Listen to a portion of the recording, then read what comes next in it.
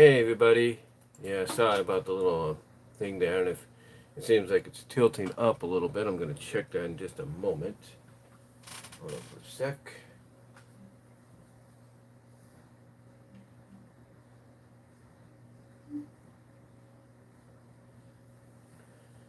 It's checking.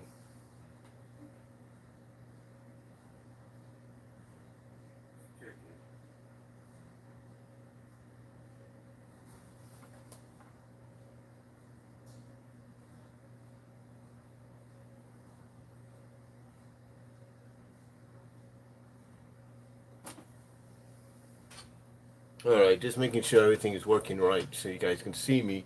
Because like I said, I know it's leaning up a little. I know it's leaning a little bit here. But I wanted to come on here, and as you can tell, this is the first Topics on My Mind video of 2020, the new year / new decade. Yes, first Topics on My Mind of the year. I know I've done several videos since the start of the new year, the new decade. And wow.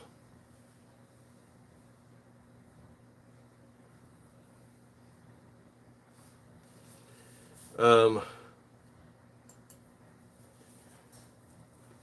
what can I say?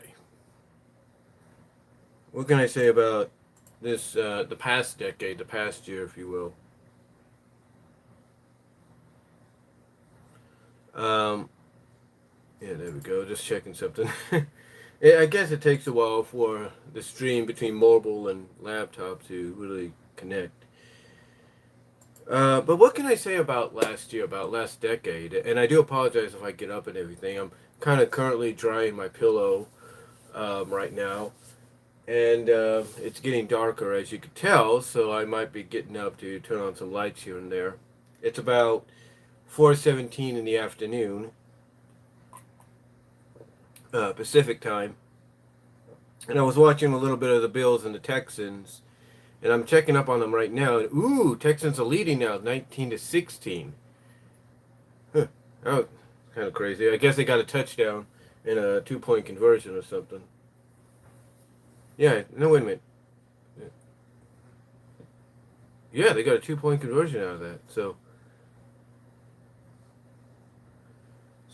yeah, it looks like the winning here. Let me check here. Let's see what happened. Yep, 2-point conversion. So now the Bills have to get like a field goal to tie it, and that's a 2-minute warning right now. So it's kind of interesting. But anyway, like I said, welcome. This is the first Topics on My Mind video of 2020. And got a variety of topics to talk about here, honestly. I mean, got a lot to talk about, but like I said, what a decade we had. I mean, is it me, guys, or did that decade just seem to go really? I mean, this past year, I should say, was it me, or did it seem like it went really fast? I mean, it felt like it went phew out the window, kind of deal.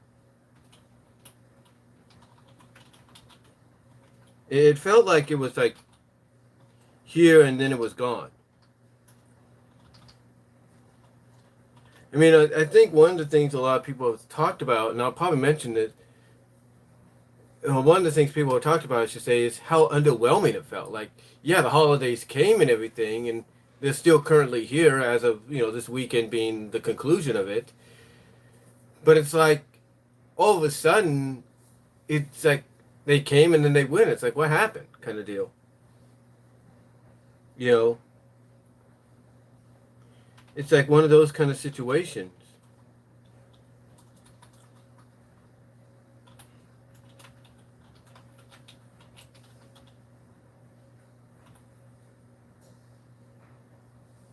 It's one of those, situations that's like,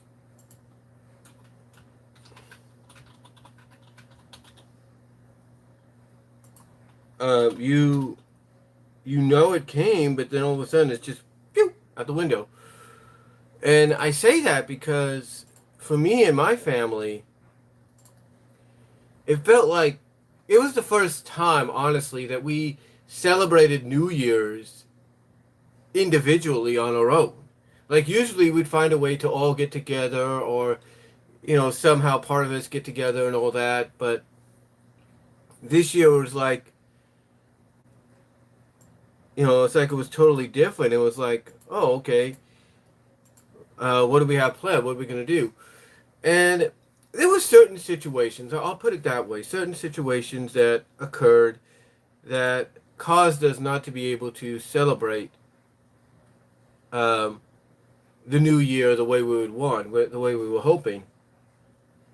So we had to basically improvise and do something different. Like, Christmas this past year or last month, we actually did here at my house, me and my mom's house, and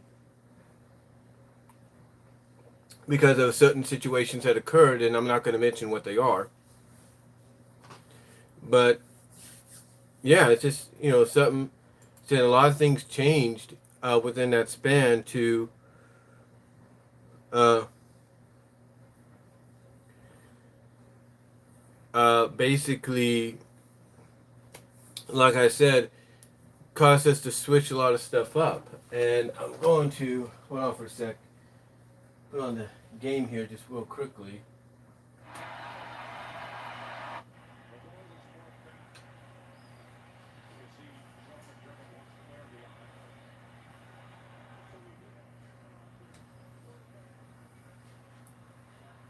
So yeah, here in the background, I'm watching the game right now. But anyway, like I said, a lot of stuff happened. A lot of things occurred that just was out of our hands. Like I said, I don't want to say too much, and it made us have to kind of. Because here's the thing, the original plan for Christmas was to have Christmas at my sister's new place. Her and her family got a new place in downtown Modesto, and well, a little out, well, kind of like on the borderline of Modesto and Empire, as they call it. But anyway, we were going to have Christmas there, but then, like I said, certain situations occurred to where now we had to switch to where we had to switch it around, and we had to basically have Christmas here. And what's funny, and I brought this up. This is like, and I brought this up to my family or my mom or somebody, that this is actually the second time we've hosted anything at the house.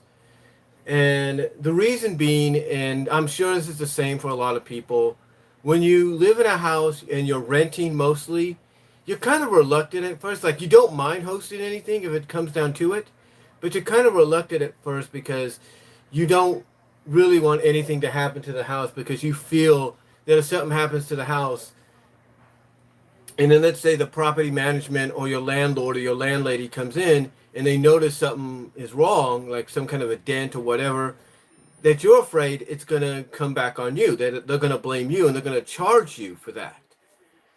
And my family, doesn't want that to happen. So my family's kind of reluctant to, at times host things. Again, they don't mind doing it if they have to, if they're given a heads up and all that.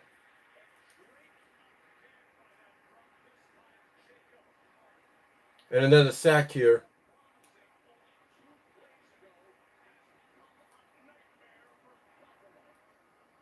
And there's another sack on Buffalo's quarterback, I think. Let's see. Oh, yeah, I got him way back there.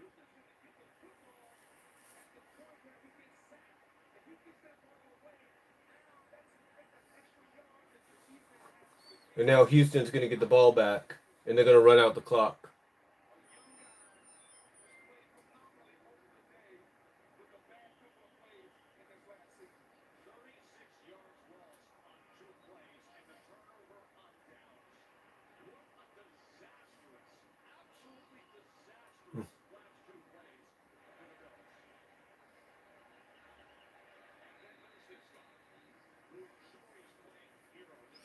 So, yeah, it looks like Houston's going to win. But anyway, like I said, just a lot of stuff changed over the in the past month that made us have to host it here.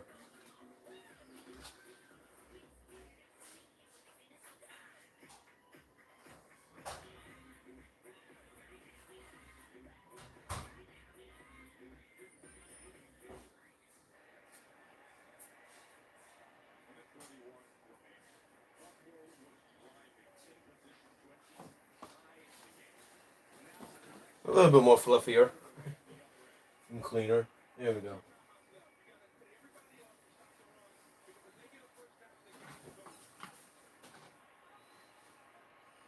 So yeah.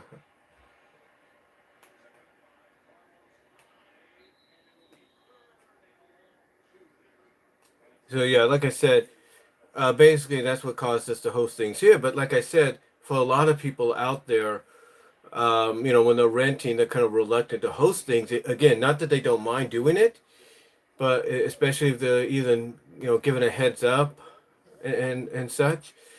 But it's because of the fact that they don't know whether or not something could happen potentially, like some kind of dent or something, to where, like I said, if the landlady or landlord comes in, or valley or the property management, I should say, comes in and they notice something, they could be like, "Oh, we got to charge you for that because that's damage. That's your fault." And you could try to explain to them, "Oh no, this is what happened," but that's not going to matter to them. And I think that's why people are reluctant. But unless they are given a heads up and they're given instructions.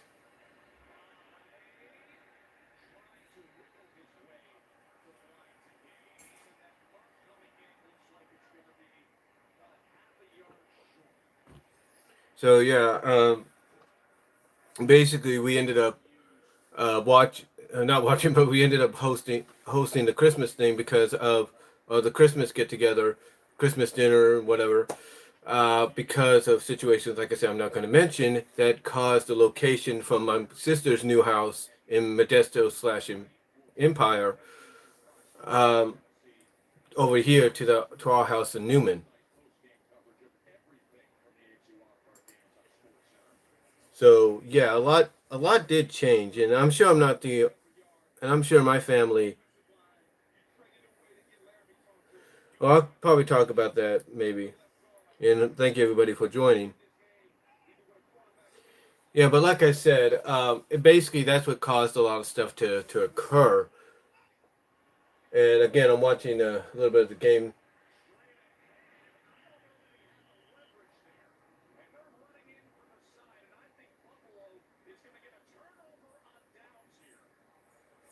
You can hear the game in the background. So anyway, though, like I said, we had to end up hosting Christmas here, and then like I said, New Year's was a little bit different because we were like, okay, what do we do? Because traditionally with New Year's, my mom ends up watching the grandkids in some capacity. They either come here to the house, and the parents go off to a club in Modesto or in Patterson, and they celebrate there together with friends and with other friends and all that. But things have changed to the point that now the things, but like I said, things have changed now, especially with the incident. Again, I'm not going to mention what it was. Uh, that basically caused us to change things around to where this year it was just me and my mom here. It was my older sister and her husband going out to the frontier in Patterson, while their son, I guess, stayed at home, played his games, and my niece was out with her boyfriend. Um, my second older sister went across the way, just literally around the corner, if you will, literally just around the corner to her best friend's house, who happens to have the same name she does. So, like I said, they she took her family over around the corner to spend. Uh,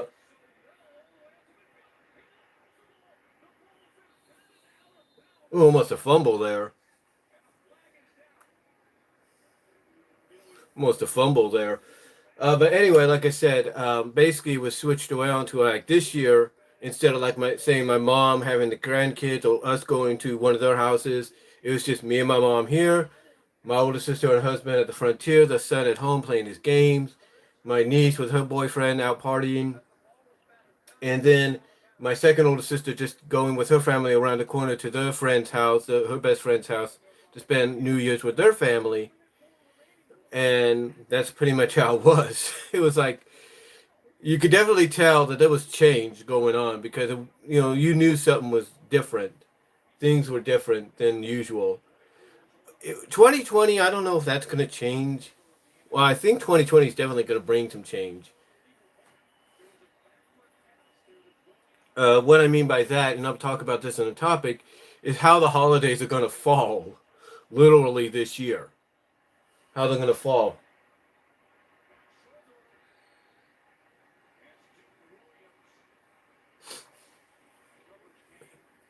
Like I said, how how the scheduling for holidays and everything are going to be this year.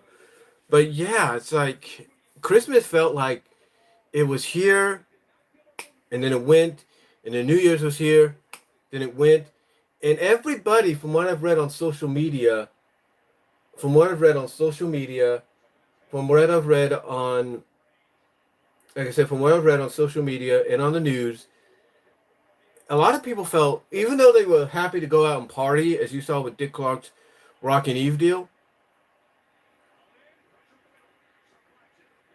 like I said, with the Dick Clark Rockin' Eve deal,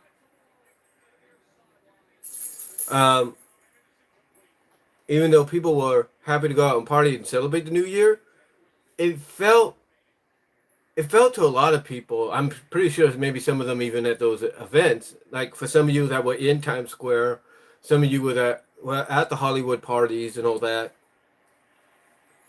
it felt like even though you could dance the night away and celebrate the new year and all that, it felt just like all of a sudden, was all said and done, it felt like, man, that's it. It's like, it just felt weird, and it just felt weird, and I think the reason being, and I think the reason it felt that way, ladies and gentlemen, just my opinion, is because of when the holidays fell, what days they fell on. It felt like these were days that holidays like Christmas and New Year's and all that should not fall on, because it's like it's happening in the middle of the week, and then you got the rest of the week to where if you got to go back to work, you got to go back to work. You know what I'm saying? So it felt like something like that. It felt weird.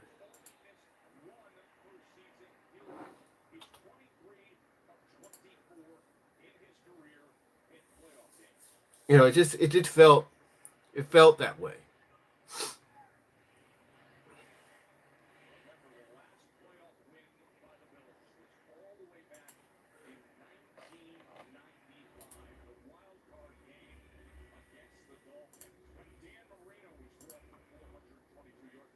Like I said, and I'm watching the game too, so I do apologize on that. But it just felt,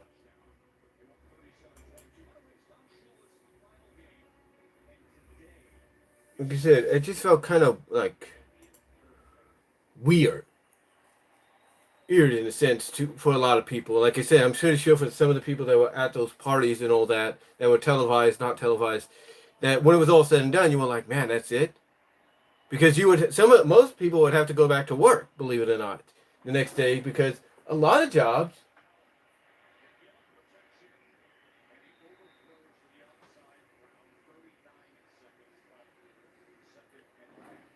but like I said, basically, like I said, there are a lot of people that would have to go back to work the next day, because believe it or not, there are companies like my job that do not give you New Year's Day off, which surprised my mom and my family and the rest of my family. Like, really? You don't get New Year's off? Nope.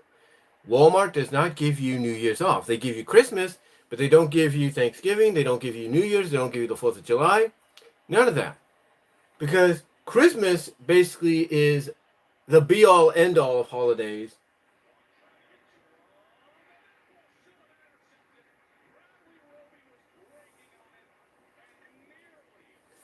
But like I said, you know, but Christmas is like the be all end all, because you got to remember this. Our founder, Sam Walton, is a Christian or was a Christian. So his belief was you put God first, and the ultimate way of putting God first is Christmas, and basically saying, okay, Christmas, you're going to be off. So,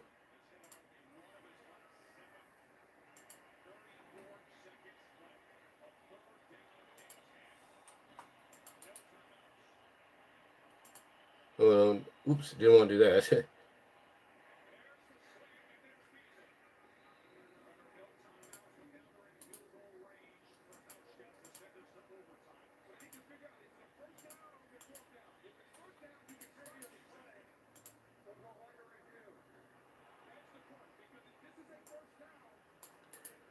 Okay, hold on, I'm just doing something. You can hear the game in the background.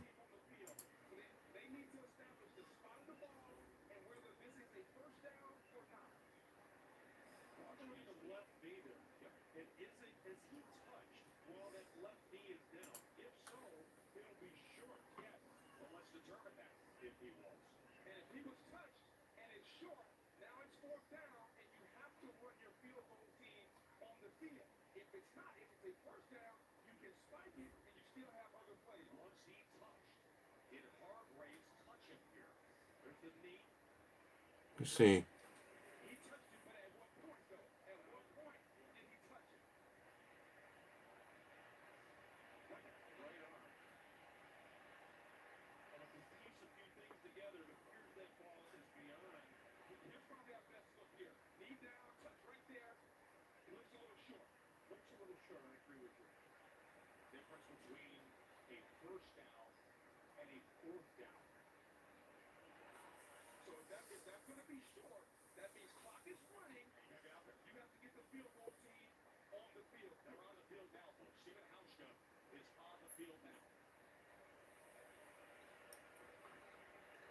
Just checking something here. Sorry for the silence. But like I said, it just felt like that. But anyway, I know I'm getting stalling a little bit. I know I'm getting a little too long here. So let's get into topics. I know about what 20 minutes in, just about. So I do apologize. I do apologize for that. So let's get into the topics, shall we? And the first topic I want to talk about here. The first topic I want to talk about is tying into what I just mentioned, the holidays. Now, like I said, so the first topic is about the scheduling of some of the major holidays this year. And one of the ways of looking at it, and this being the first topic, one of the ways of looking at how the holidays are scheduled this year, and you're probably wondering what I mean, is this year, believe it or not, is a leap year. It is a leap year.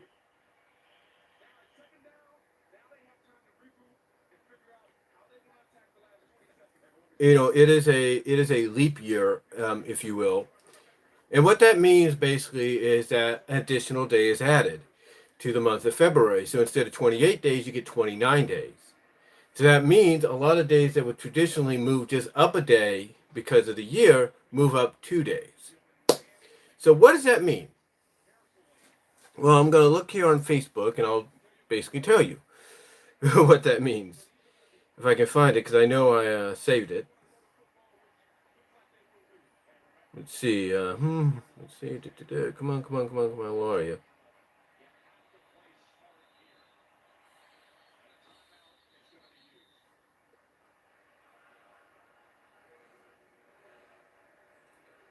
So let's see what we got here.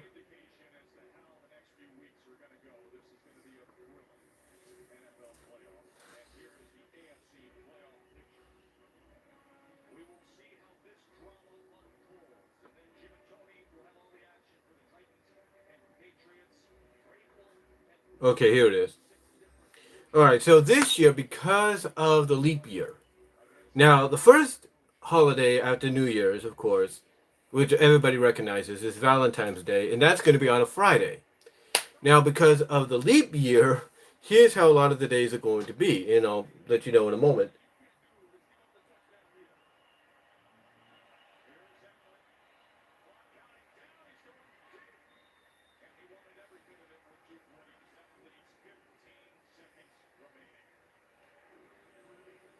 Okay, third and 10.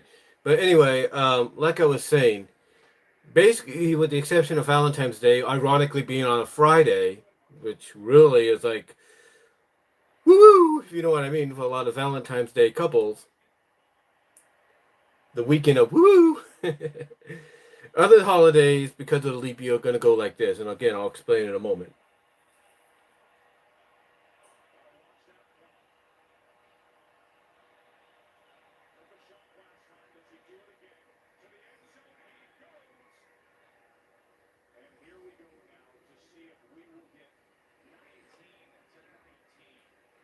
Okay, so like I was saying, Valentine's Day is the only exception. Again, this is the first topic of the first topics on my mind. Officially, the first topic of the first topics on my mind video of 2020, the new decade, if you will, the new year.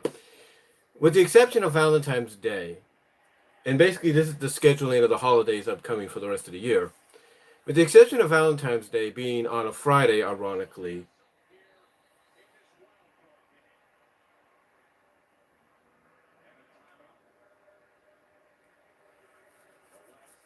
like I said, with Valentine's Day being non-affected, being the only holiday non-ly affected by this, ironically, is going to be on a Friday, which again, like I said, makes it a weekend of woo for a lot of Valentine's Day couples. Then Cinco de Mayo is on, as this person puts it, Taco Tuesday. Yeah, this person basically said it's on Taco Tuesday, and that's in May, which is May 5th.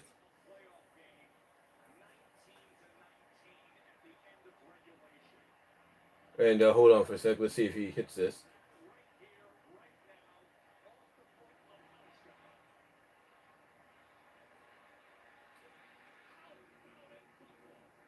And we're going to overtime.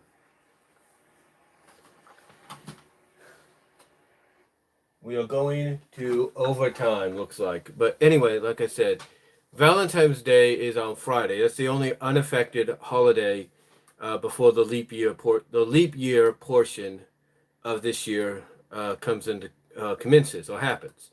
But then after the leap year portion commences and happens, according to one person, like I said, Cinco de Mayo is on Taco Tuesday. That's May 5th.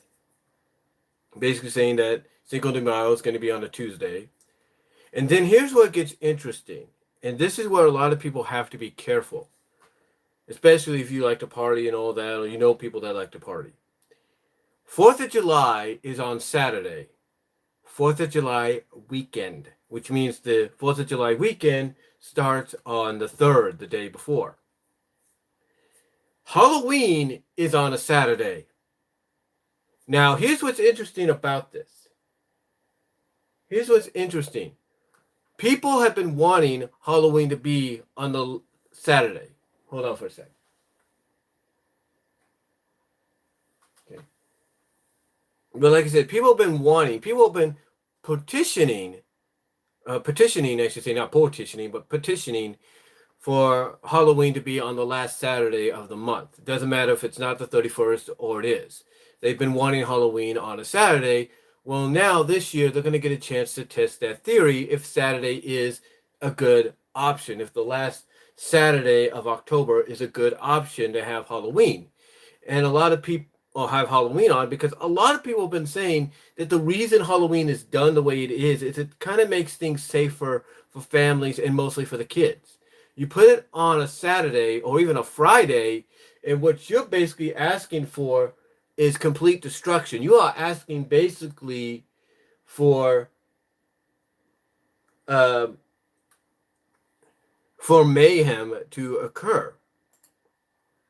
That's basically what you're asking for mayhem to occur. You're asking for trouble to happen. So now that theory, ladies and gentlemen, is going to be tested. It's going to be tested. Hold on for a sec. It's going to be tested.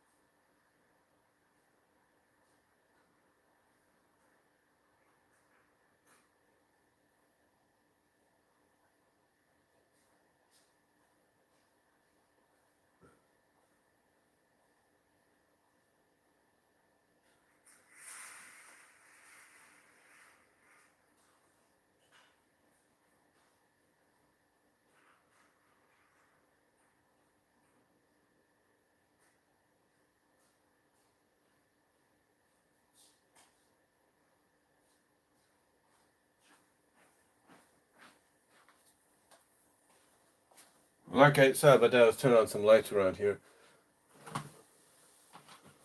But like I said, that theory is now going to be tested because Halloween is falling on a Saturday this year. So let's see if what they believe could work will actually work. And I will say this though. Like I was saying, I'll say this though. They want this. People have been begging for Halloween to be on a Saturday, be the last Saturday of the month, or even the last Friday. Again, we're going to see if that theory works, because I'll say this. I will say this honestly. This year, just with the fact that you have 4th of July on a Saturday, starting the 3rd of July, 4th of July weekend, you have Halloween on a Saturday, and then this is what's interesting. Now, after Halloween, of course, Thanksgiving's on the 4th Thursday of the month, so we know of November. We know that. That's not changing, no matter what. So Thanksgiving and Valentine's Day are the only ones, major holidays, that is, that will not be affected because of the leap year.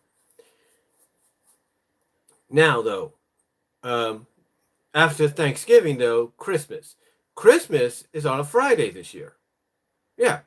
So Christmas Eve will be on Thursday. Christmas is on a Friday. Okay. Guess what that means? That means the following week, New Year's is a 3-day weekend. Yeah.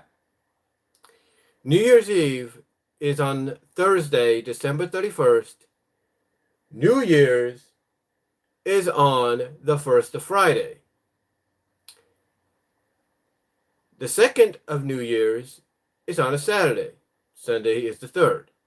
So now you see what they mean by 3 to maybe 4-day weekend.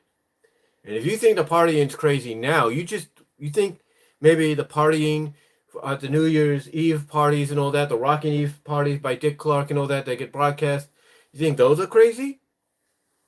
You think those are something? This year is the end of this year going into 2021, it's going to be even nuts. It's going to be even nuttier, if you know what I mean. It's going to be crazy. I mean,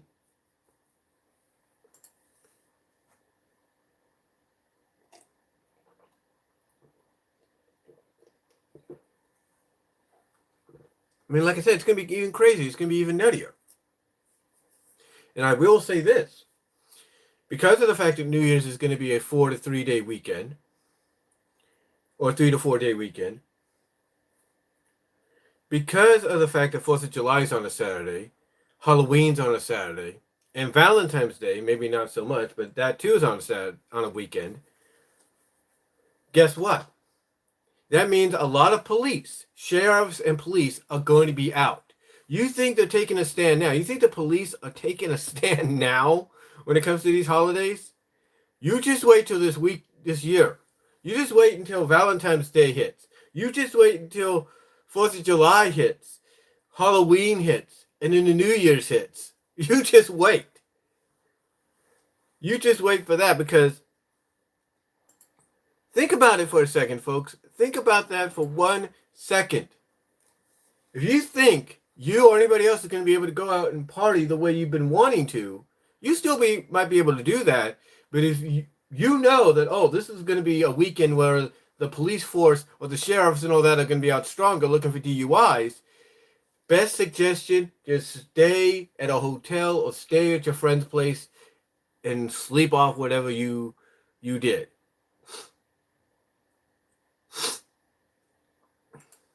So, yeah, just sleep it off is what I would say. Just sleep it off. But, like I said, and just watching the game right now, it looks like Watson's trying to made a pass, or fell out of heads or something.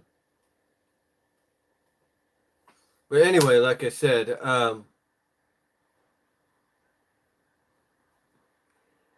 what was I saying? Oh, yeah. Basically, like I said, if you think the police are out in force in the past couple of years because of the holidays, with them all falling on a weekend this year, Yeah, they're going to be even triple that, maybe times 10 times that this time around.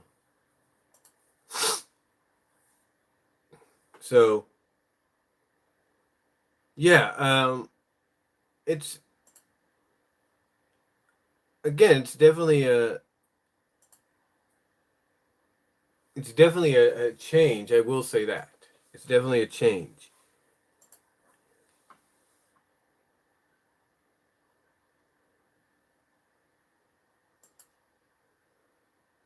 It's definitely a change. I'll put it that way. Definitely a change.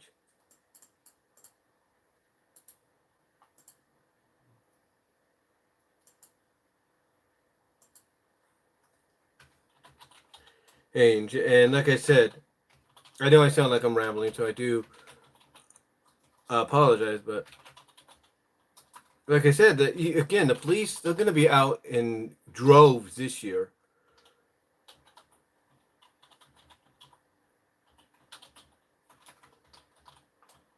They're going to be out in droves this year. There's no doubt about that. They're going to be out in droves.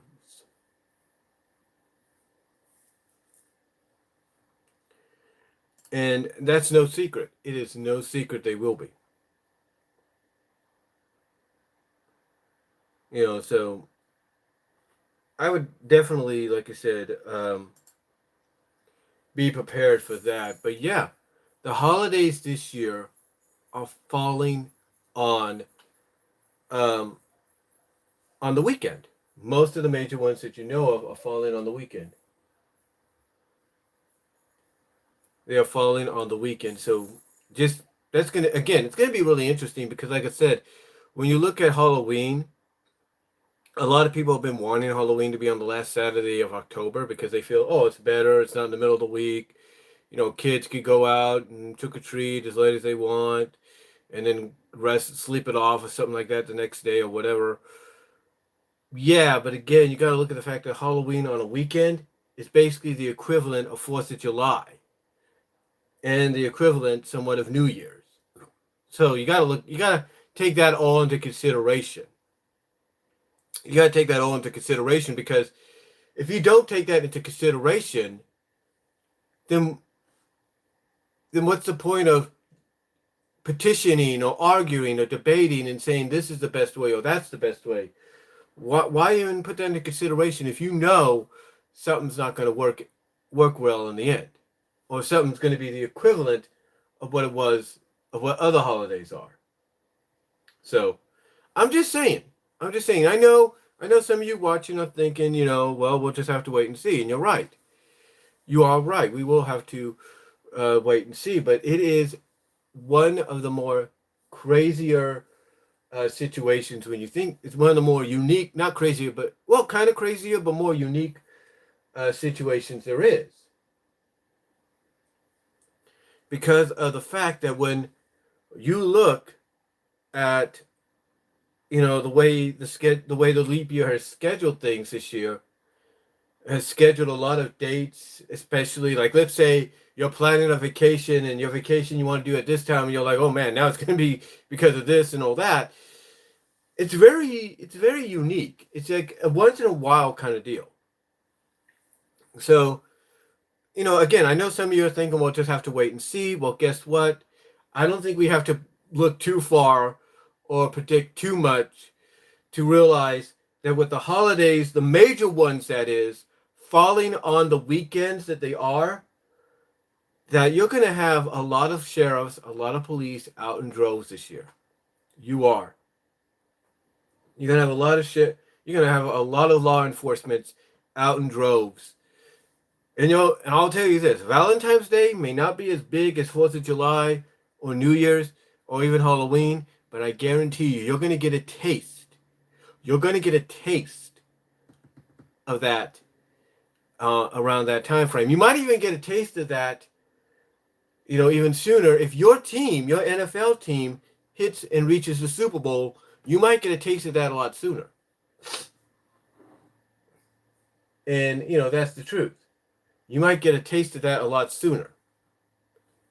But, yeah, the holidays falling on the weekends, the major ones that is, it's a unique, once in a while kind of situation, and it's also one of the crazier, in the eyes of many people, it's one of the more crazier situations because, again, you're going to have to keep your eyes out for whatever happens. And like I said, you know, you got to definitely be aware of your surroundings when these holidays fall on these dates. You really do. I mean, what are your thoughts on that? What are your thoughts on that? The fact that Valentine's Day, not as major.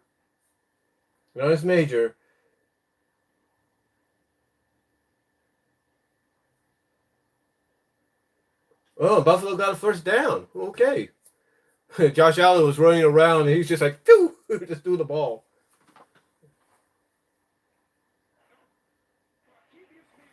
But again, what are your thoughts on the fact that a lot of these holidays,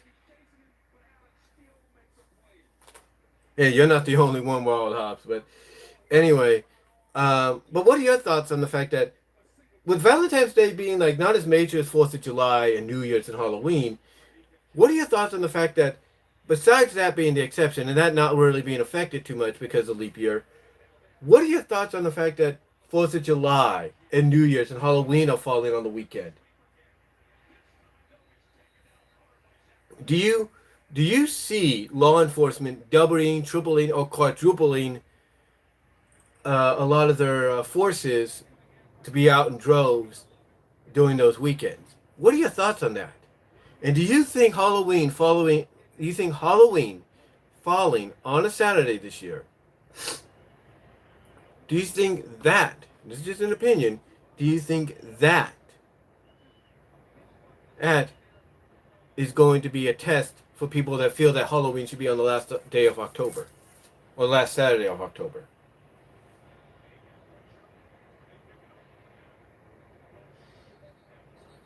What are your thoughts on that?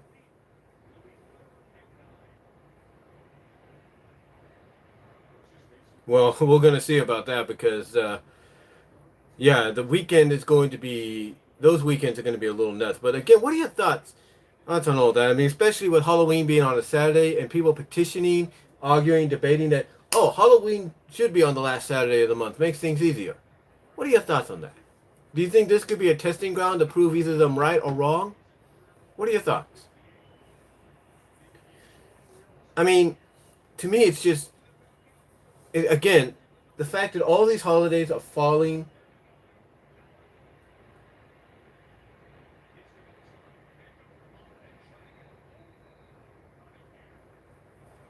Again, what are your thoughts on the fact that the unique, if not the rareness, of the holidays falling on the weekends, the major ones? What are your thoughts on that? How do you feel about that? Which holiday? Here's the question: which holiday out of the three? Yeah, well, look it up. Look it up, Wild Hops. You'd be surprised. But what are your thoughts? What are your thoughts on that? What do you think is going to be the more crazier holiday? Do you think the 4th, Halloween? Do you think the 4th of July, Halloween, or New Year's? Which out of the three do you think is going to be the craziest? What are your thoughts? Which one do you think? Because I feel that out of the three, the two that are going to be the craziest, yeah, the 4th is probably going to be topping a lot of people's list if you ask them that question. But to me, it's going to be the 4th and it's going to be New Year's. That's what I look at.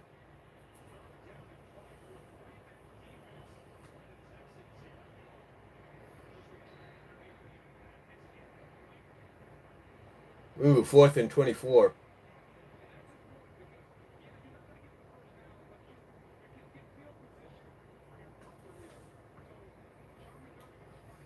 It's a good game so far, I'll say that. But yeah, it's basically, yeah, the year is just this. It's just gonna be it's just gonna be a test. I will say that it's gonna be a real test. And I'll say this: I work at Walmart. I work at Walmart, and I will say this: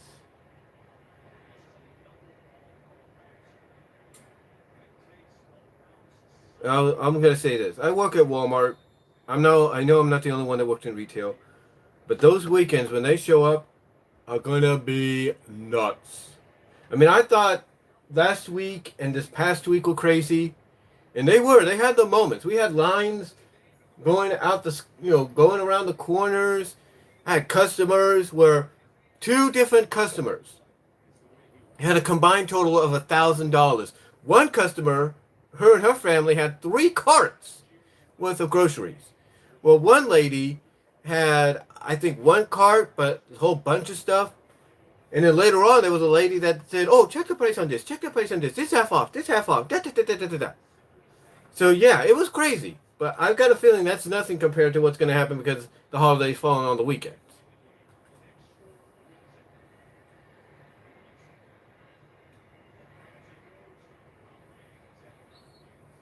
So yeah, it's so yeah, yeah. Thank you for the Happy New Year, Christian. Uh, but yeah, like I said, it's just one of those situations to where, um, like I said, you think retailers are busy during the holidays period? Just wait till those weekends come around. Then you'll see crazy. Like I said, I don't think what's happened this past 2 weeks with my job will be that's nothing compared to what we're going to get now that these week holidays are on the weekends. So anyway, though, yeah, basically I wanted to come on here let you know that the. But anyway, well, I'm not ending the video, trust me. But I just wanted to come on with the first topic being, with this first topic talking about, the scheduling of the holidays for 2020 for this leap year, and yeah, it's going to be an experiment. I will say that it's going to be an experiment, and I will say this: if you have animals, if you have pets, keep them indoors during the 4th of July and New Year's, especially with those falling on weekends. That should be the first priority on your minds, to keep them safe. To keep them safe. And I'll be right back.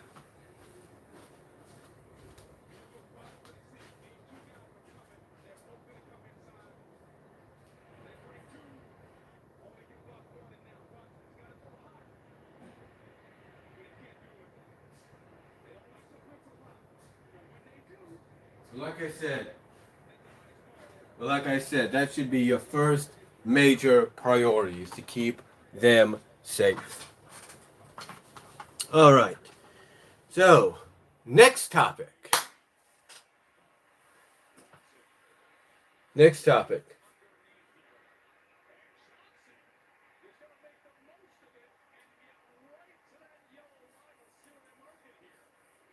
So anyway, so I was just watching the game there. But anyway, next topic. So the next topic here, it also has to do with 2020. And although the issues have been fixed, apparently, this really got people pissed. Excuse my language, God. And that is WWE 2.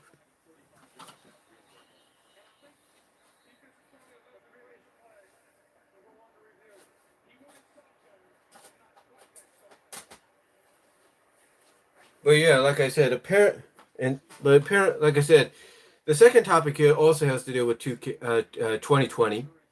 And even though the issues, according to Wild Hops, who's also watching on the live stream, and many others have been fixed, what happened initially pissed, excuse my language, God, but pissed a lot of fans off.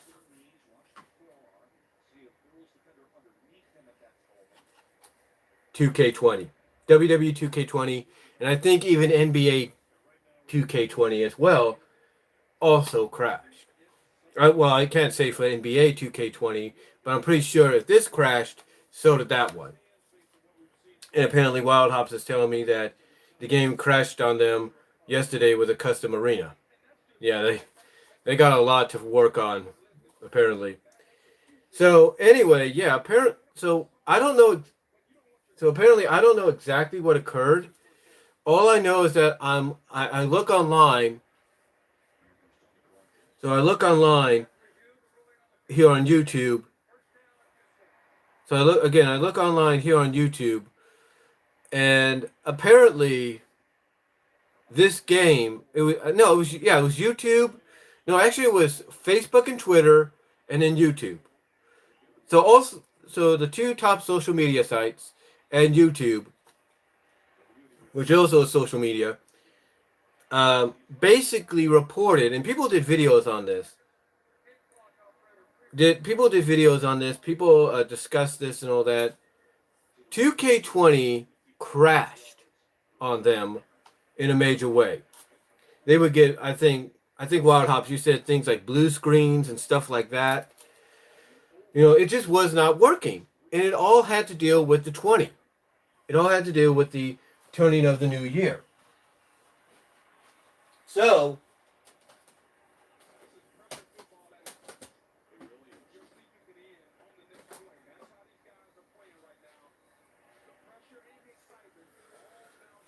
So, yeah. So, yeah, apparently when the new year came around and people wanted to play the 2K20 games, whether it was WWE or NBA, they couldn't. And now the issues apparently have been fixed, but not the major issues people are talking about. But to me, this is just an example of what a lot of people have been saying about the situation with 2K and Visual Concepts. Just because you think you can do something without Ukes doesn't mean you should try. Ukes is the reason these games worked. So yeah, some of them would crash initially when they first came out, but Ukes was make sure to patch them up, and when they would patch them up, they made sure those patches are exactly what was needed most of the time. So so for this to happen, as far as I know, this never occurred. So, in my opinion, so for this to happen, as I was trying to say, and I'm watching the game as well. Uh, Basically, for this to happen, I'll be honest. I've never heard when they had Ukes under the umbrella or working with them. Never once did this happen with Ukes. So, I think 2K needs to swallow the pride. Go to Ukes and say, look, we were wrong. We need your help. Help us.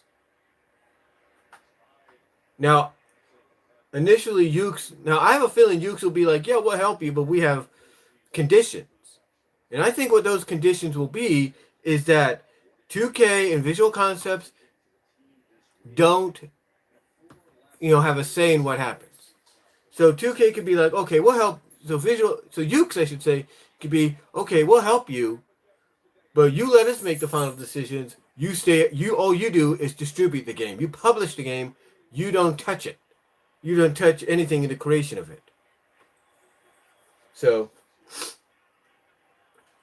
yeah, I think what they need to do, honestly, folks, is swallow the pride.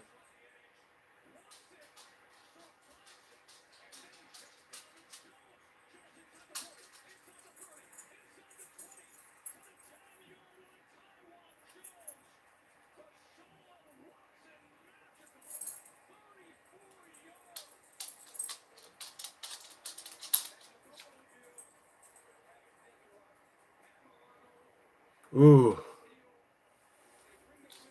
I don't know if you hear that in the background, but Watson just, I guess, did what he does best and just helped the Texans get into field goal to touchdown range.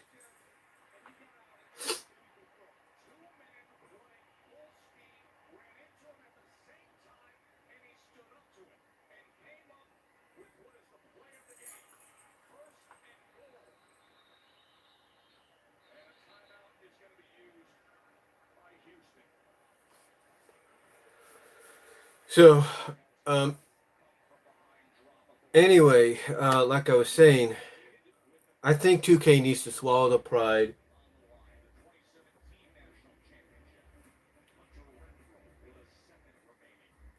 Uh,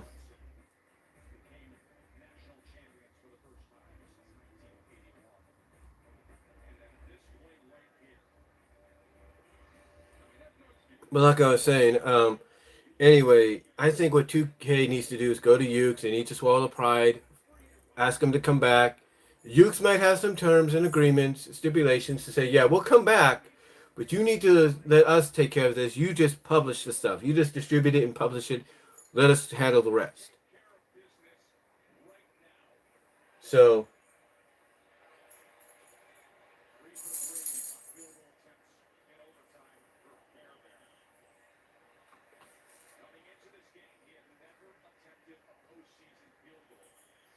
so yeah, I think that's what they need to do. But again, as far as I know, being honest, never once, like I said, never once when they were working with Ukes did this happen. Would this ever happen?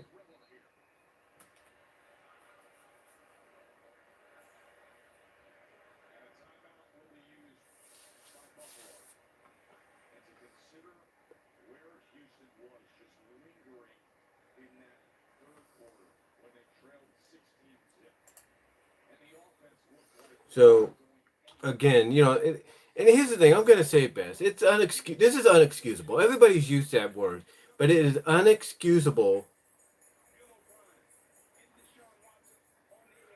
Like I said, it is unexcusable for any publisher. Period. Any video game publisher, to release a game. To release a game. Hold on.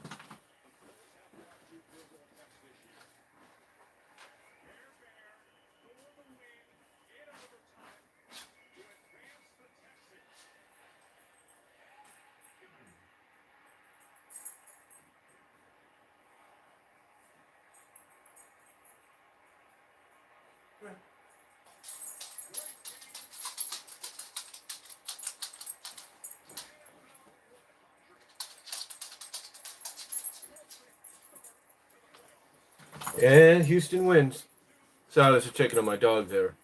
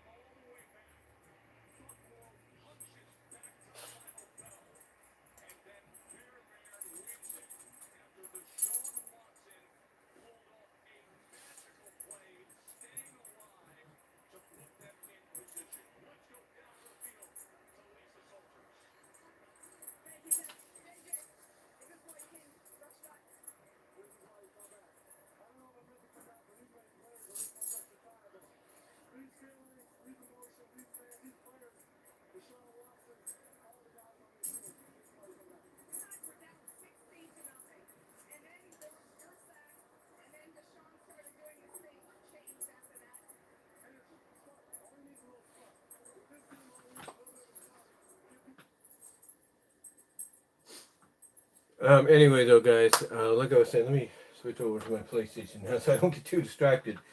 But like I said, 2K,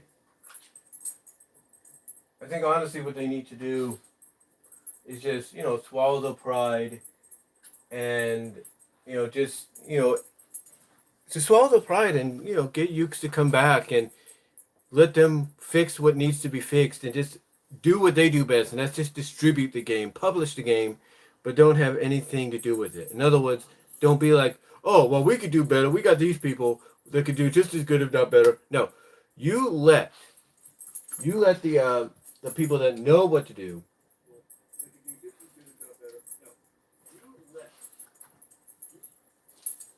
Did no, just checking through there. Uh, but like I said, you let the people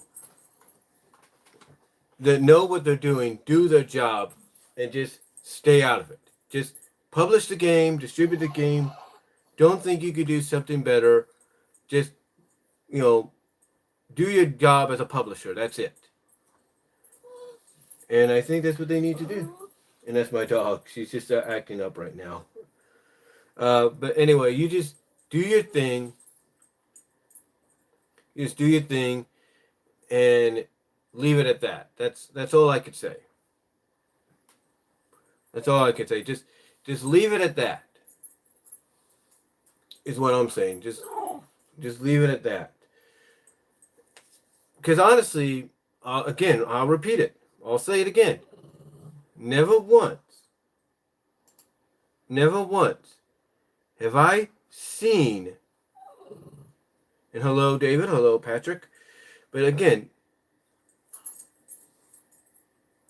in that game that Ukes could be making, it could be for All Elite Wrestling AEW, and that's not a good sign for WWE.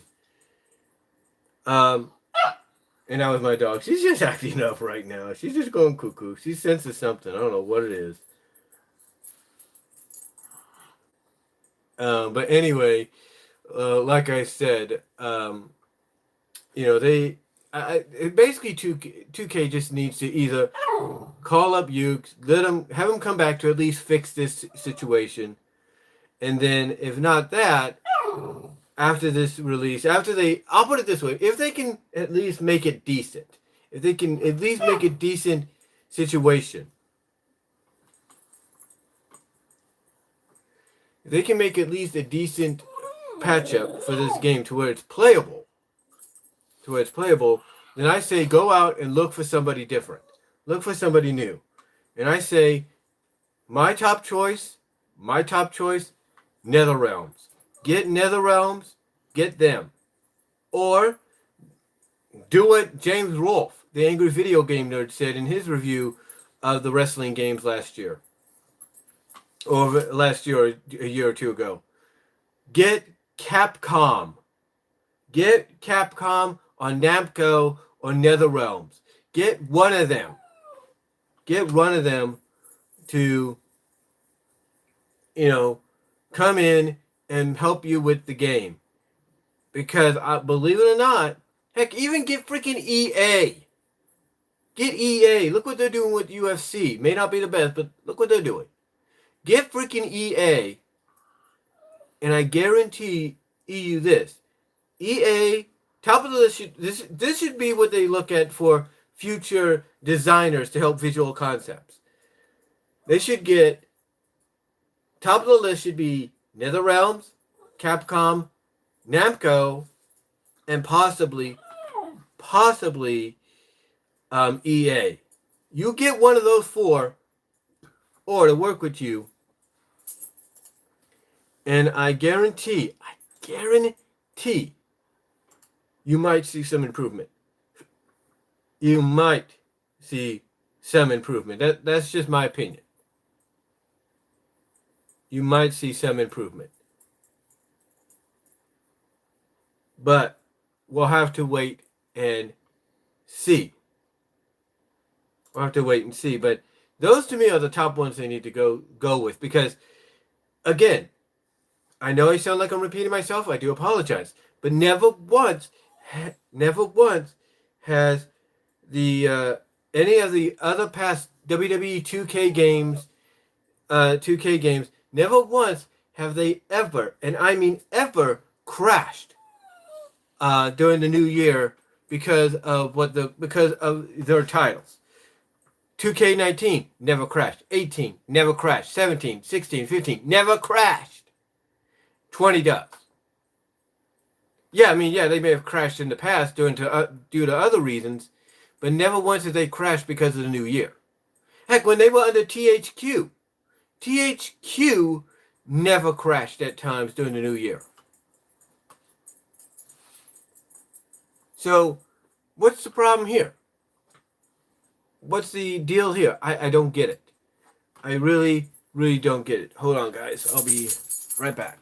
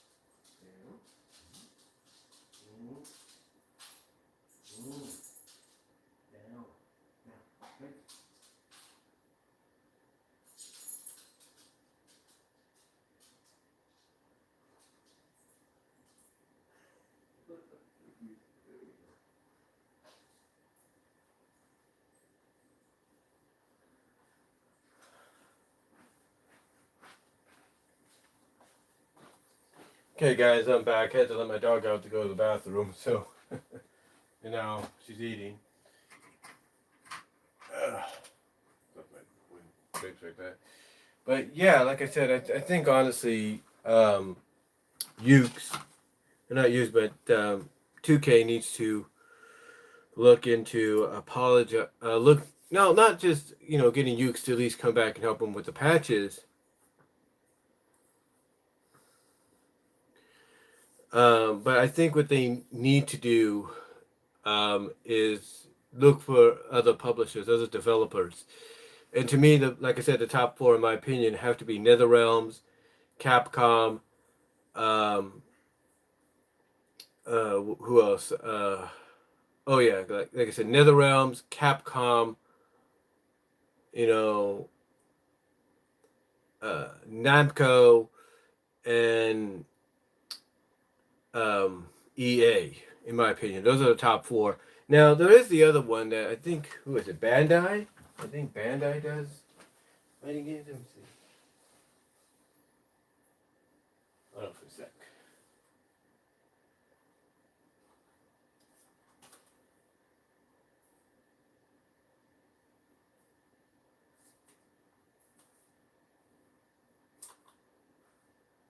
Yeah, no, it is Namco. So Bandai Namco, if you will. But yeah, Namco, Capcom, NetherRealms, and EA. NetherRealms being the top, EA being like, if you can't find anybody else, those to me are like the top four that they should look into, because if they're not gonna have Ukes help them anymore, and Ukes is off doing their own game, which is probably all Elite Wrestling's game,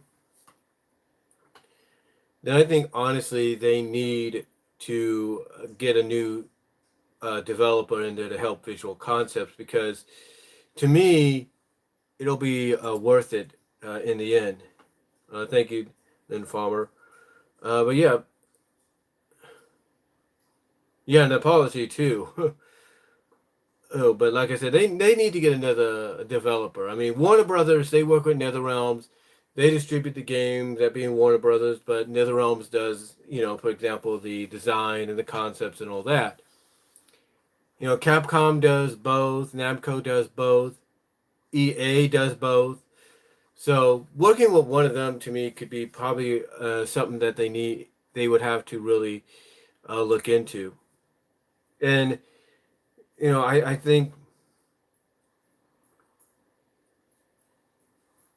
so I think that's what needs to be done, because like I said, never once have I ever heard of a game crash on the day of a new year or a new decade because it's got the year's title in that it's got the year in the title. Never once have I ever heard about that. So hopefully things get changed, things change up for the future, because apparently if this is not on top of the list of the WWE video game future with any publisher being in doubt, again, you also got to take into consideration that WWE's kind of had issues with 2K themselves. So I think either 2K's got to find a new publisher or a new developer to help them out, or honestly, WWE just basically got to find a new partner. And I think honestly, WWE would be better off with either NetherRealms or 2K. That's just my opinion. Because you take a look at, one of the latest DLCs they got out there, the Wasteland. If that's not kind of a resemblance of something out of Mortal Kombat, I don't know what is. Or even what is it, the Horror Pack, the Fiend Pack, whatever it is. If that's not something, like I said, out of something like Mortal Kombat or something, I don't know what is. So to me, if they want to be like that, they need to go to they need to choose a new developer to help them out, to help 2K out. And again, top choices: NetherRealms, Capcom, Namco, and even EA. And I know you're thinking they're all rivals to 2K. That's true. Doesn't mean they can't work together if the circumstances call for it.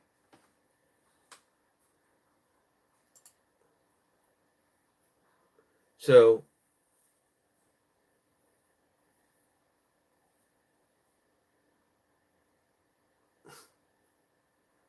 hello, Summer. Hello. No, I'm doing good. Thank you for asking. And Happy New Year to you. But like I said, they need to really look into a new publisher. I mean, let me ask you guys out there. Let me ask you guys, any of you that are video gamers yourself. Who would you choose? Who would you choose? Who would be the person or the publisher? Who would you choose to be the one that would be your new developer? The one that you could see working with someone like 2K. Who would it be? Who out of the four? Would it be NetherRealms, Capcom, Namco, EA? Who would you pick? Or would you pick somebody totally off the radar that I'm not even thinking about? Who? Who would you pick? Let me know in the live chat, let me know in the description, in the comments later. But who would you guys pick? Because honestly, something has to change. And if WWE, I'll say this, if WWE decides to go one more year with 2K as their partner, then Visual Concepts needs to get their act together. They need to get their act together. And hopefully they do, if that's the case. Because I know some people are going to defend the fact that, oh, when 2K took over, 2K15 wasn't a complete game. They were missing stuff. And it wasn't until the next year that they got better and things rolled on, with a few exceptions here and there. And that's true. That is true. That is true. 2K15 was not the game we were hoping for. But as the years went on, the following year and the years after, it did get some improvement. It did give us what we wanted. True, there were some hiccups here and there, but it did improve. So that's what I'm hoping, that if WWE stays with 2K, that Visual Concepts will at least improve from this year. Because they'll realize, okay, maybe we rushed it. Maybe we need to take our time. Maybe we need to do this.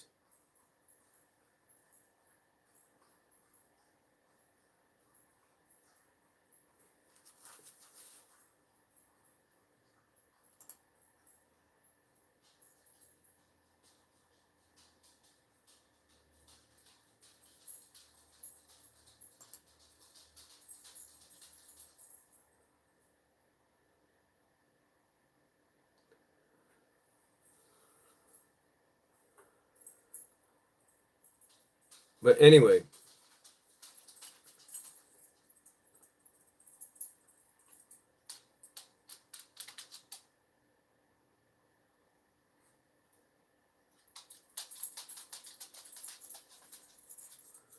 like I said,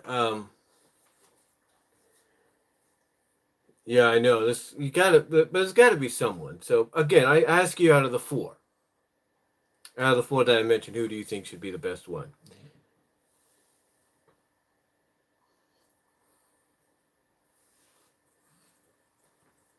Anyway, with that said, let's move on to our next topic. And this is a topic, it's a tradition for me to talk about in its own video, and I'll probably do that as well. But the next topic I want to talk about is something that I've talked about for years, even when I lived in Patterson. But it's something that I feel needs to be talked about now, because I feel, just by looking at some of the videos, the time is even closer, if not here already. Now, some of you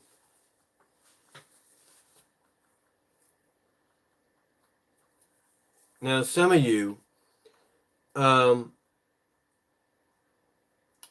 say to yourself, now some of you might say that this is kind of weird to mention, to talk about. And that's fine. It's fine. You could say that all you want. Um,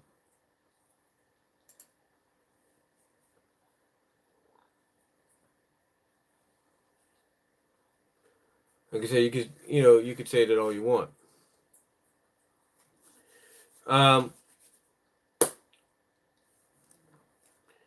So anyway, what was I trying to say?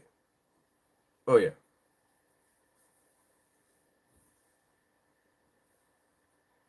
I'm doing fine, David. Anyway, though, what was I trying to say? Oh yeah. The next video I want to talk about, not video, but topic I want to talk about is basically, like I said, something that I've talked about for many years. It's always like a tradition for me. And like I said, I feel that this year is even better. We have a better chance of seeing something maybe this year, if not this decade, than ever before. Now, for some of you that know about it, if not, you can look it up here on YouTube. There's a music video called Sledgehammer. And no, I'm not talking about the Sledgehammer music video by Fifth Harmony. I'm talking about Sledgehammer by Peter Gabriel. Yes. Now, I've talked about this before, and I'm still standing by what I'm saying. I think now, more than ever, a female artist slash singer should do a video just like it. If you've not seen the Sledgehammer video by Peter Gabriel, check it out. You'll see exactly what I mean. But I think even now, more than ever, thank you for that on my MLP videos, David. Thank you. But like I said, more than ever, I believe that a female artist slash singer should do a music video in a similar vein, if not identical vein, as Peter Gabriel's Sledgehammer. And again, if you've not seen Sledgehammer, check it out. It's here on YouTube.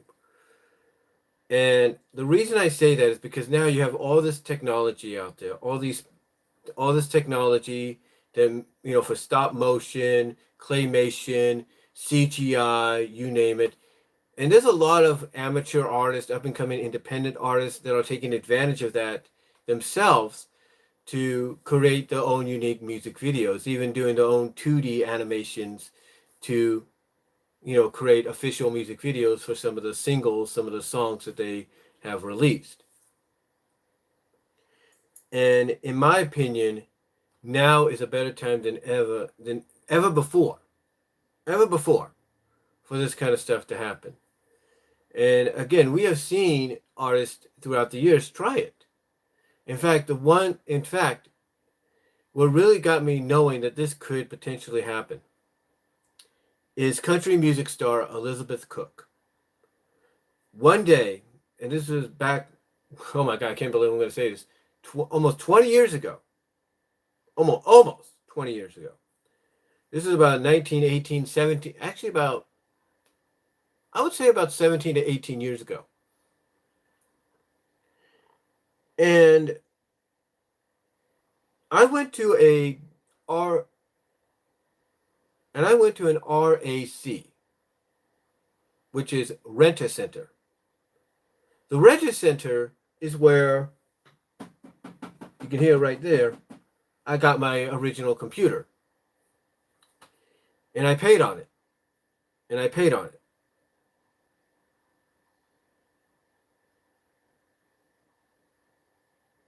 Thank you. Thank you on that, David. But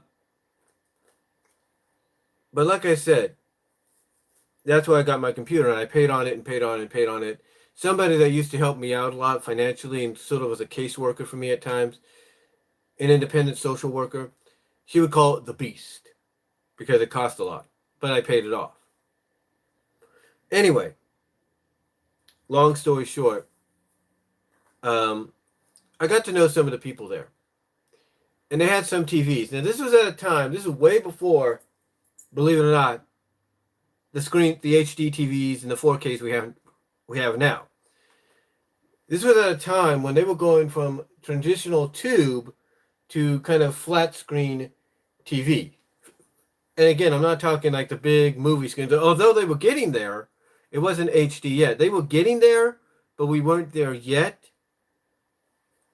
Okay, hear me out. We weren't there yet. It was basically it was basically a tube TV, but the screen was flat. It was a flat screen tube TV. That's what they were, showing stuff on. And one day they were showing a video, and it had music videos and stuff. Kind of keep people's attention, get people. It was done to get people's attention to see the clarity in some of these TVs and which ones to rent and own and rent to own and all that. Well, long story short, one of those days they were showing GAC, Great American Country. Well, they weren't showing GAC. They were just putting in a tape in there with a variety of stuff. And one of the things on there was Elizabeth Cook's Stupid Things music video. And it was a stop motion music video. And it was entertaining. It was.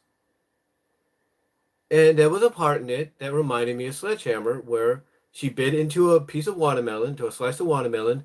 All the fruits went around her face. And then next thing you know, behind, you had some containers, cupboard containers, Rubbermaid containers, if you will, behind it. But before you knew, like I said, she bit into the slice of watermelon. The fruits went around her face, and she basically transformed into a fruit face. Again, you got to check that out. I think it's here on YouTube as well. But yeah, she and thank you for that too, David. But like I said, she did something very identical, not on the levels of Sledgehammer, but very identical to it. And it got me thinking, man, if that's the first, and it got me thinking, if she could do that, maybe a female artist could pull it off. And there's no doubt they could. I mean, look, we've seen covers of Sledgehammer by female artists. There's one by this Malaysia girl, I can't think of her name. There's one by Fifth Harmony. I think they did a take on it. I'm not really sure. Rihanna did a Sledgehammer song, basically different lyrics and everything. But anyway, getting back to what I was saying, I've noticed female artists / singers doing it.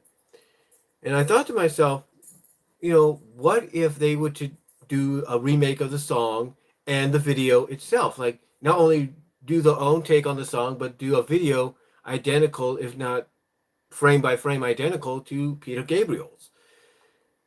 And I kept wondering who could do it. And credit to Raven Fox, Bob Show's girlfriend.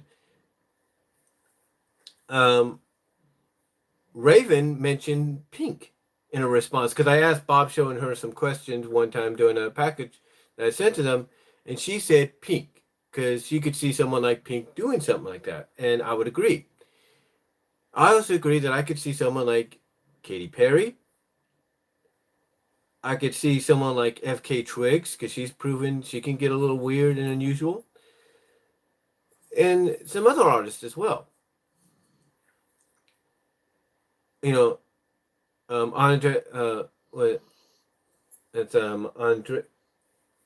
Grande, I think, could do it. Again, there's a lot of women out there, up and coming, established, that I think potentially could do it. But the more I thought about it, the more I figured, you know what? They could do a video identical, if not frame by frame, identical to Sledgehammer by Peter Gabriel, but they could do it with their own song. There's this one band, I can't think of the name right now, that did one that was very identical in some places, in some parts of it, very identical, if not an homage to Sledgehammer, but they did it by using their own song. So my thought is, what if maybe a female could do that down the line? And again, there's so many up and coming artists, independent, established, that I feel are creative enough to go out and do that. And again, the women that I just listed, like FK Twigs, Grande, um, you know, Pink, like Raven Fox mentioned, you know, and just many others. And there was one girl, I think her name is Karen Gives or something. She did the song "In Your Arms." She did the song "In Your Arms," and it's stop motion, and you can definitely tell it's very. I wouldn't say very Peter Gabrielish in a sense, but it is because there's one part where she falls into an ocean, and she falls back. She hits the ocean. It's her live action self that falls back, and then she gets animated when she hits the ocean, and then all that's left is her lips, and she's still singing. So again, not again, like I said, very Peter Gabriel-ish in a way. Um, so to me, honestly, I think that perhaps what they need to. So in my opinion, again,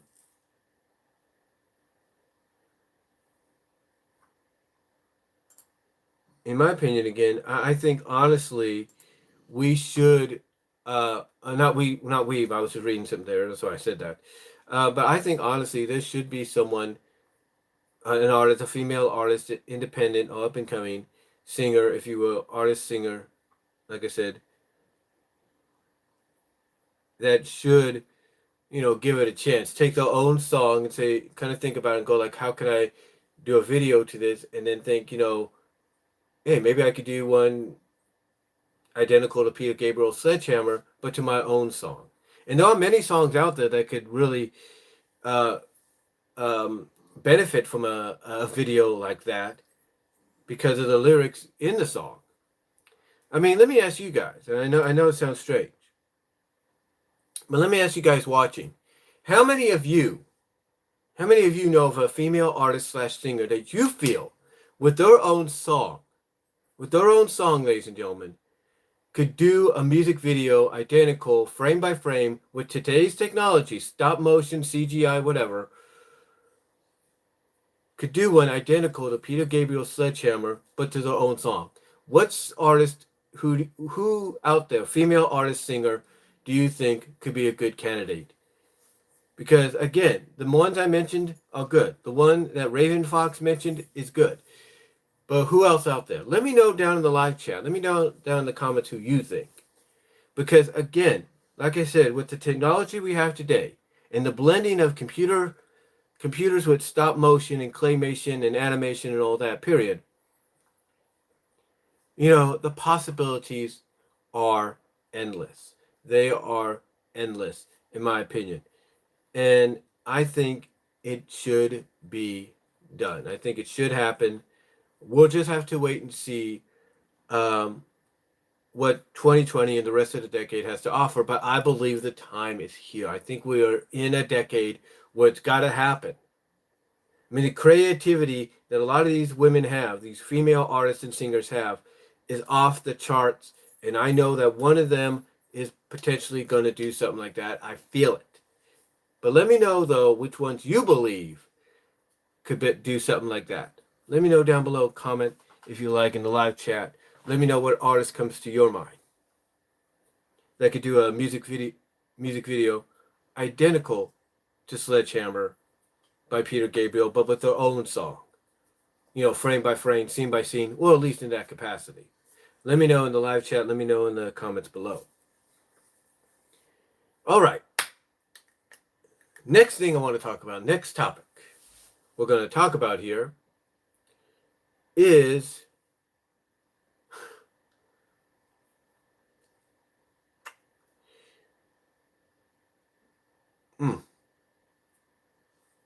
next time we're going to talk about here is, I've talked about it before. I'm going to talk about it again.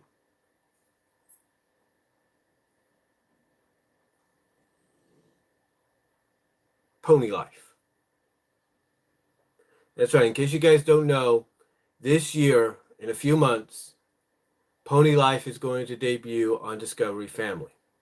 This is known to many as Generation 4.5. It's sort of a sub-continuation of Generation 4, Friendship is Magic. Same characters, voiced by the same voice actresses and actors, but done in a way that feels very Tiny Toons, Looney Tune-ish, Teen Titans Go kind of way. And a lot of people have had the mixed feelings about this. Now, recently, I love Kim Possible a lot. I love KP a lot, if you will. Did a video. And she basically stated, look, let's not act like the apocalypse is here or anything. This is just something to tide us over until the next generation comes around and until, the movie that comes out in 2021 debuts. So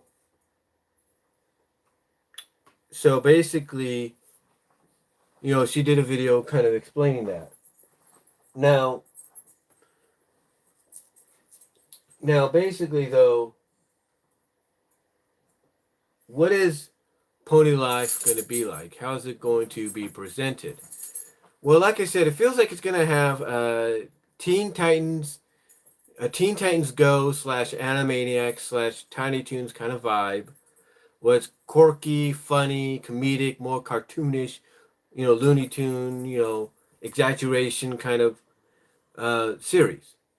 But I also feel that it's going to follow the same footsteps as the new LPS, Littlest Pet Shop series, is following. Now, we do know now, here's what I mean.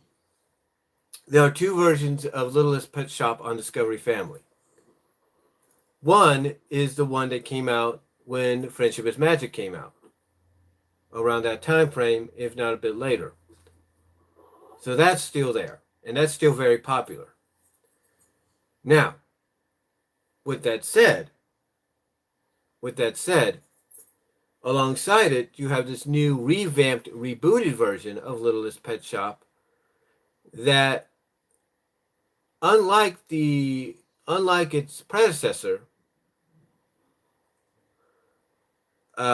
basically is 11 minutes. Yeah. You see, you have Littlest Pet Shop, the one that debuted at the same time Friendship is Magic did, when Discovery Family debuted originally as the Hub. That goes for about 22 minutes. It goes for about 22 to 30 minutes. 30 minutes with commercial, 22 minutes without. This new one is half that. This new one is basically 11-minute shorts. That's how I see Pony Life being presented. I could be wrong, but I believe Pony Life is going to be presented as an 11-minute bridge between the already established Friendship is Magic. That's how I see it. That's how I see it. And I know some people are thinking you don't know that. And you're right, I don't know that. I honestly don't know that. But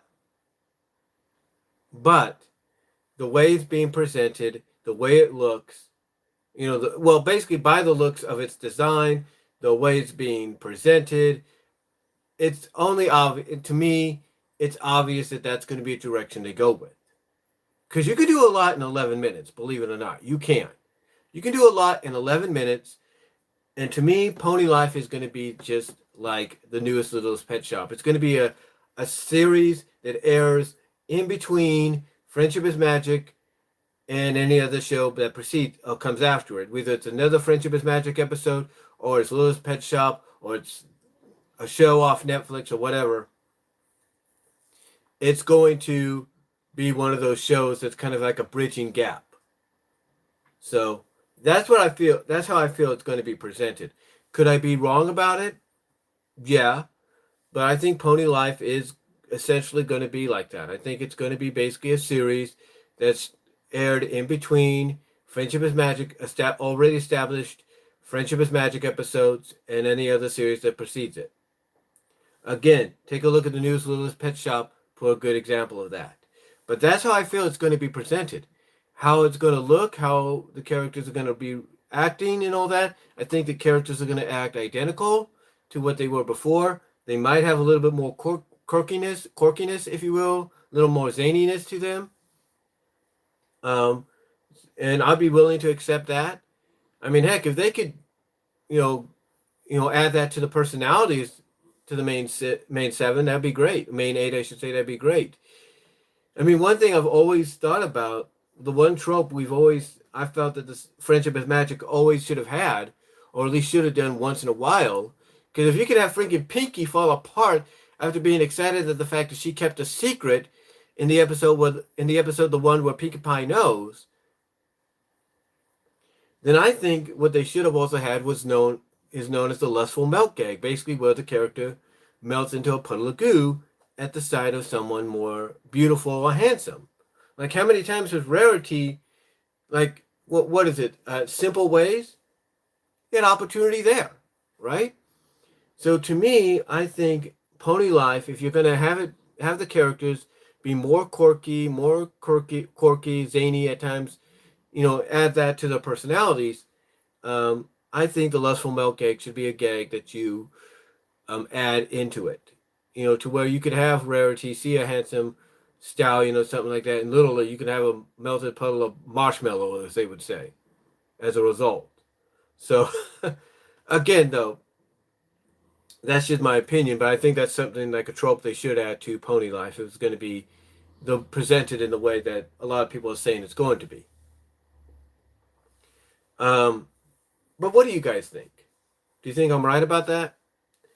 But let me know down below and let me know in the live chat.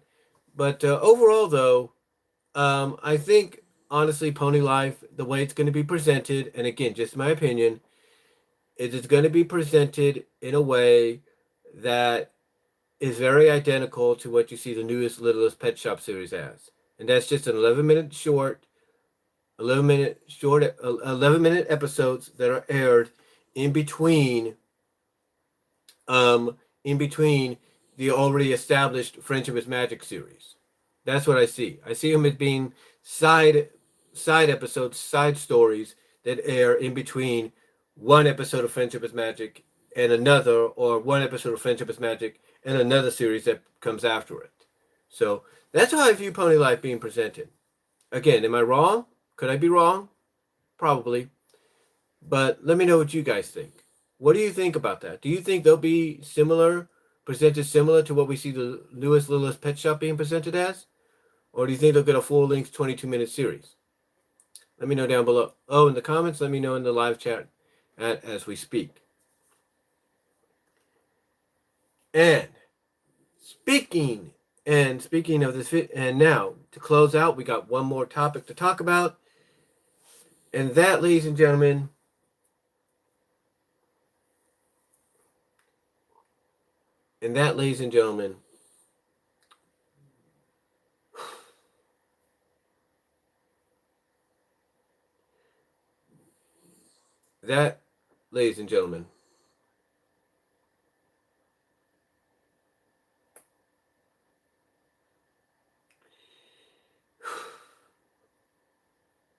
it's the college football season.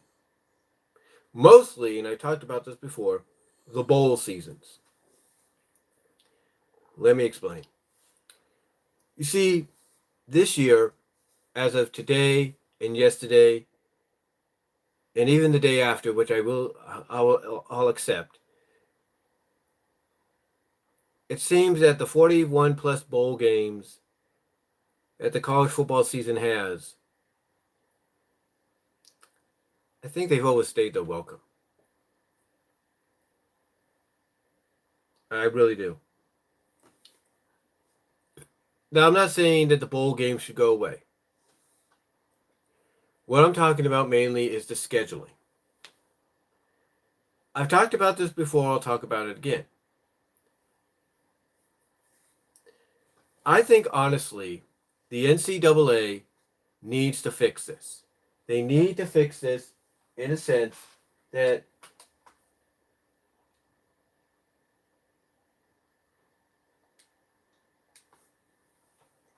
they need to fix this to where it makes a little bit more sense. it makes a little bit more sense. And hold on for a sec while I check something.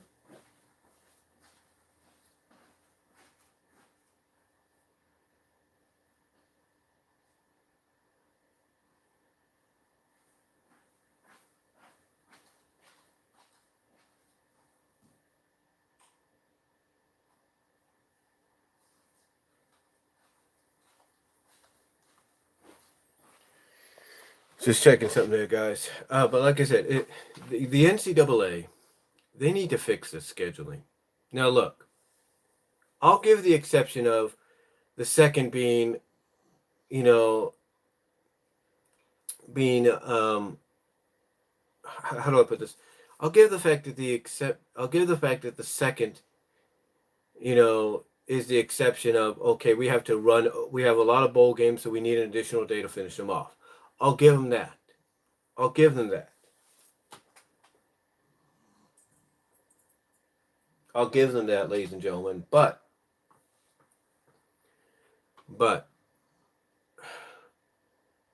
I think honestly they need to organize these bowl games, I should say, and schedule them at times to where it feels like you're building up to something bigger and bigger and bigger. And I say this with all due respect. I say this with all due respect because yes, there's no doubt because we see it with all the merchandise being sold that when a team wins a bowl game, they become champions, and that is forever etched in school history. A team wins the famous Idaho Potato Bowl. They're known as the Idaho Potato Bowl champions. Nothing wrong with that. But they have the distinguishedness, I should say, to call themselves champions. But the famous Idaho Bowl, I'm just going to call it that. This should not be on the 3rd. Neither should be the last bowl game that's happening on Monday. I think that's what bowl game remains up last. Let me check.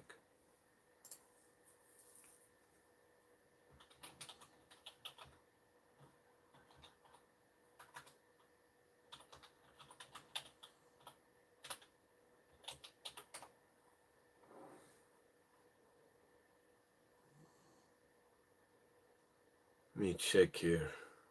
FBS schedule, CBS.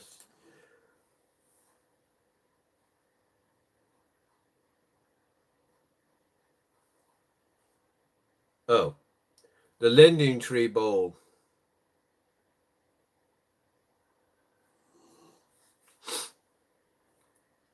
The Lending Tree Bowl is on the 6th at 4:30 p.m. Pacific, 7:30 Eastern. It's Louisiana and Miami of Ohio. Then you have the national championship a week later. Okay, look. Here's the thing. Again, I have no problem with the second being the extension of the bowl season. I don't. But don't keep doing this. Don't. But don't do this. It's what I look at. I mean, how do how do you look at this? That's what I want to know. How how do you look at this and not say that something's not like the and use the old saying of something's not like the others? How do you do that? And I'll be right back.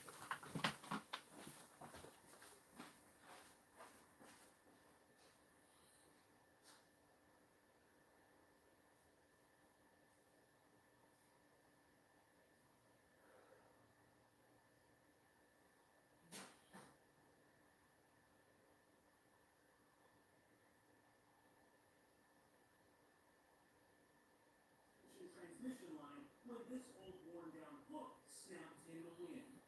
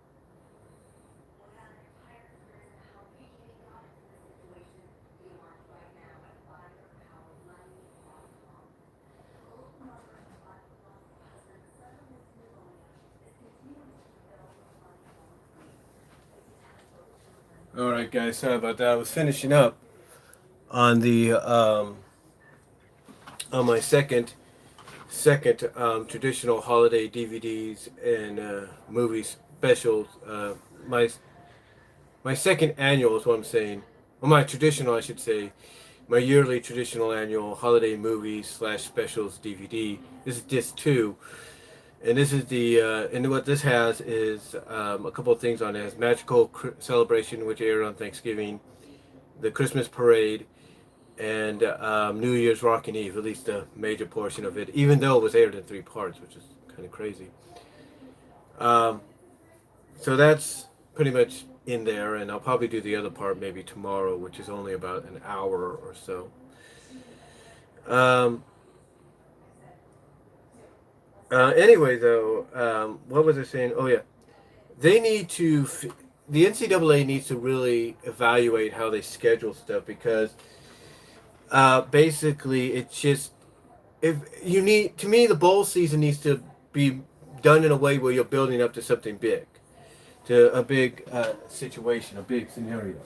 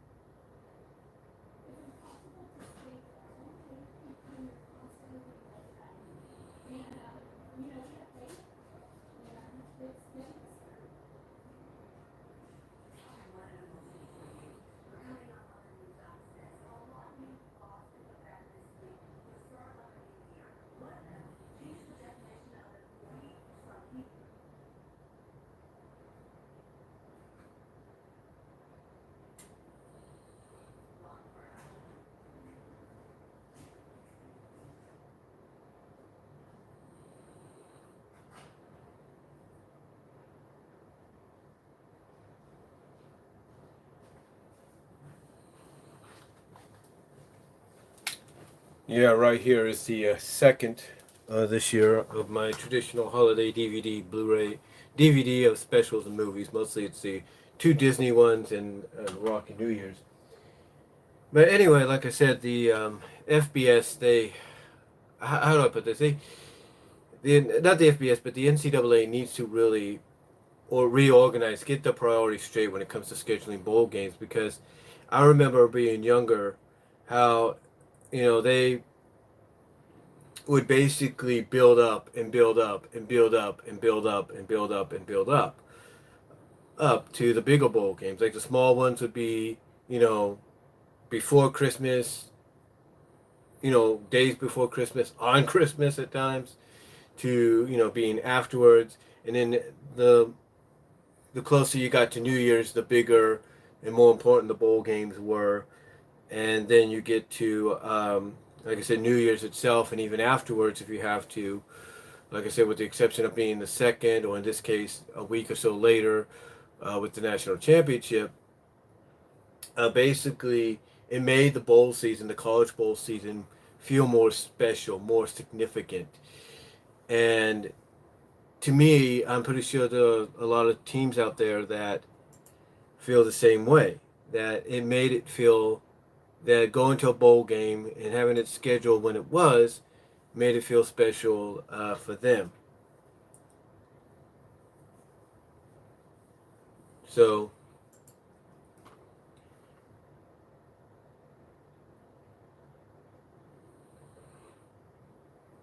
so to me, it's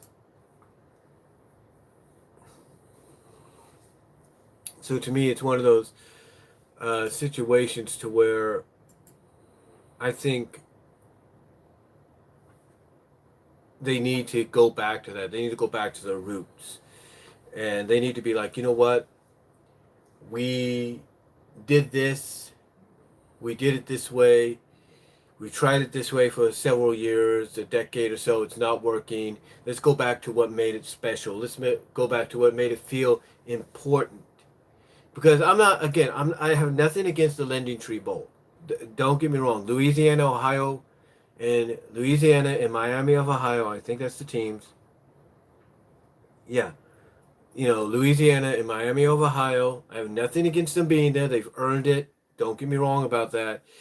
But I just think honestly that it would feel more special for them if the Lending Tree Bowl maybe on New Year's Eve, perhaps, or maybe the day before New Year's Eve, or heck, even give these uh, these what is it? These mid card schools, these um, what's the word? No, I'm looking for these mid schools, if you will. Give them a bone. Let them have a New Year's Day game. On New Year's Day.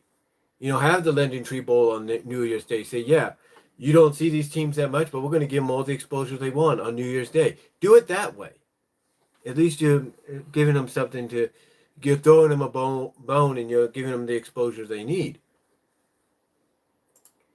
But, to me, I think, honestly, the NCAA, they need to fix this. And this is how it should be fixed. You start off with the bowls that they got, right? But then,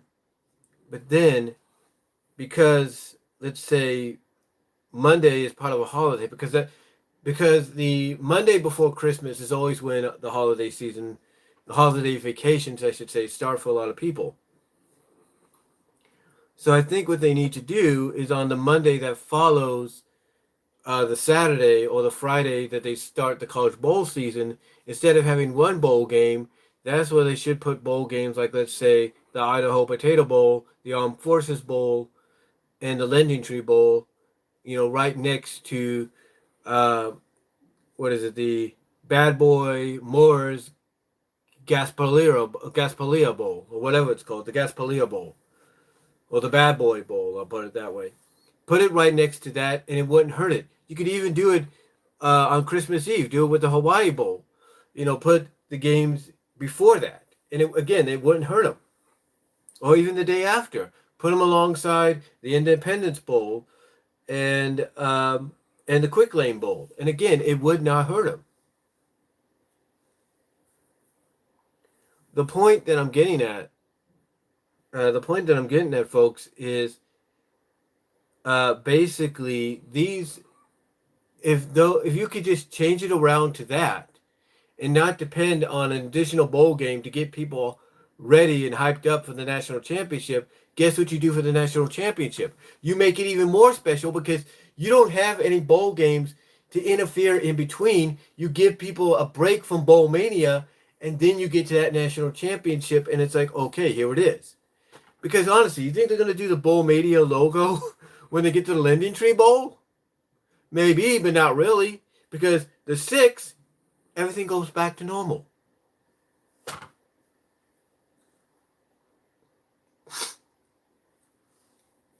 And I know people don't want to hear that, but that's true. Everything goes back to normal. So, I think, honestly, they need to fix it. I mean, let me ask you guys in the live chat and comment down below if you like. How would you do this? How would you fix the bowl schedule? Would you allow the smaller schools to get the bowl games after New Year's? Again, if you want to, that's fine. You feel it gives them more importance, that's fine. It's cool. Or would you do it in a way that makes it feel like you're building up to something bigger and more important? I'm just curious. Folks. Let me know down below what your thoughts are. Because, again, nothing against teams getting a lot of exposure. Nothing against that. Especially if you want them to feel like they're on equal footing with the big boys, with the big schools. But I think, honestly, it's more appropriate if you just leave an opening, in between New Year's Day, maybe the day after New Year's, which is the 2nd. Leave a day open, or leave an opening to build, if you will, hype. Give fans a break from bowl mania and build to hype up the like I said, give them a break as well as you build up hype for the national championship. You give them a break from all the bowl games they just watched, and you let them settle in, get back into the groove, and then you hype up at the same time the national championship. Makes more sense to me. Makes more sense. But again, it's just my opinion, and that's all I'm going to say. That's all I'm going to really say about it. But I feel that the NCAA, especially with the FBS, they need to change the bowl scheduling to where it feels more, to where it makes the bowl games feel more important. And if you're just scheduling one bowl game on a day for one bowl game after you've had 2 days, after you've had 2 days prior to that of multiple bowl games, then it doesn't make sense. To me, what makes sense is you add a few bowl games to that. A few bowl games to that day to go along with it. So again, to me, if they would have added the Armed Forces, the Lending Tree, and the Idaho Potato Bowl to the Gasparilla Bowl on the 23rd of December, or even on Christmas Eve along with the Hawaii Bowl, it would have worked out. It would have made things feel a little bit more better, a little bit more special for, I guarantee, not just the fans, but for the teams and the players involved. Again, not saying that going into a bowl game later on and even a week before the national championship isn't good. That's fine. It's great. And if you feel it is, what I'm trying to say is I'm not judging by saying that, having a bowl game the week before the national championship for these mid-tier schools is the bad thing. I'm not saying that. If you want to go with that direction, fine. I'm just suggesting that I feel that if you really want to make things more special, you want to give fans a break from the bowl mania deal, then go the route of go back to your roots and basically give them a break after New Year's and maybe the day after New Year's. Give them a break after that to let them settle back into the normalcy of life, and then at the same time hype up to the national championship. Heck, even promote the national championship like they did today during the wild card game of Houston and Buffalo, hype it up during the NFL playoffs. So do that, and I guarantee you'll get people to tune in, and you'll make it feel more special. You really will. So that's just my opinion on it. Again, if you feel like if you feel that they're doing a good job the way they are, then that's fine. More power to you. I just feel that growing up watching these, that the best direction you should go in is to go the traditional old school route of put all the smaller small tier, mid-tier, upper tier bowl games, during the week of Christmas, the week of New Year's, build up to New Year's, build up to New Year's Day being the day of all the big bowl games like the New Year's Six and all that, as well as build up to the college football semifinals, which you could also have on New Year's as well if you wanted to do that. So, again, though, that's just my opinion, guys. It's just my opinion. And again, if you feel they're doing a good job with it, more power to you. But anyway, though, I know this video has been going on for a long time. I do apologize, but that should about do it for my first Topics on My Mind video of 2020, the first one of the decade. And that's all I'm going to really say on some of the topics I've talked about. Let me know what you guys think down below. Comment if you like. I'd love to hear from each and every one of you on the topics I've talked about, from the holidays being scheduled the way they are, to Pony Life, to 2K20, to the 2K20 thing with WWE and possibly NBA and 2K itself, to the Pony Life discussion, to a female artist singer doing a video identical frame by frame to Peter Gabriel's Sledgehammer music video with their own song, and to the last topic about the college football bowl schedule and how I feel it should be presented and whether or not you may agree with that. So anyway, though, guys, that's about it. Thank you all for watching. Thank you all for joining me in the live chat today. Really appreciate it. And I hope you all have a safe and happy rest of the new year. If I come back with another live chat, you will know it. But let me know what you guys think, though, down below. Comment if you like. I'd love to hear from all of you that have watched this post live and what your thoughts on some of the topics I had to say. And if you're looking at the time and you're thinking, "Oh, this is long," don't worry. Take your time with it. Grab some popcorn if you want to. Take your time. Take a break. But thank you again for all of you that did join me. I really appreciate it. And hope you all have a safe and happy rest of the new year. And I will talk to you all later. God bless. Take care. I am out.